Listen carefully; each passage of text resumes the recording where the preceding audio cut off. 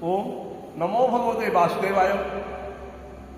आज डिसेम्बर 31 2025 पुरातन वर्ष को विदाय देवा नूतन वर्ष को स्वागत करने अभिलाष रे गीता ज्ञान को प्रसार पाई यही त्रिपाठी नगरस्थ देव मंडप ठारे सभाष चंद्र सुत बाबू एवं मु विष्णु प्रसाद त्रिपाठी एवं अन्य व्यक्ति मानकर माध्यम गीता को आम केमती प्रचार करवा गीता को केमती ज्ञान को लोक पाखे पहुँचेवा से चिंतन कर प्रत्येक दिन संध्या समय 7 ରୁ 8 गोटे घंटा नापी चिंतन करूँ। शरत बाबू ए विषय आप कहतु यही गीता पर आप कौन दिग्दर्शन देने अति 1 मिनिट भर कहतु कहीं समय 3 मिनिट भर आम जाऊँ। नमो भगवते वासुदेवाय।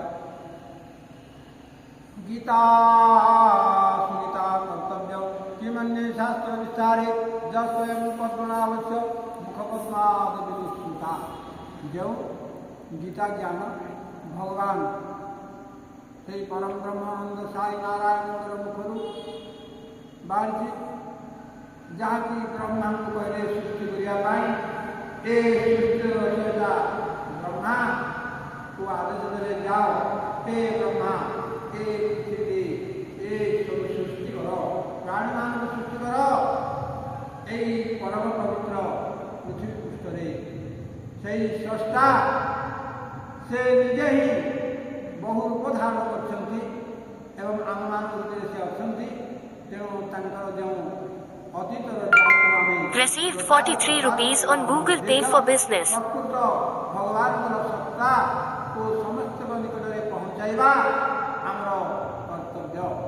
आज आम यही गीता ज्ञान को प्रत्येक दिन लोक को आने उद्देश्य प्रत्येक दिन संध्या 7 ରୁ 8 माध्यम करने चाहूँ।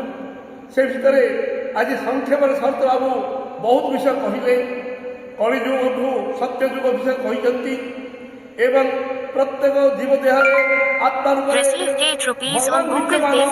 आम जीव हिंसा करवा नहीं ताहा से बहुत उदाहरण नहीं बुझेले।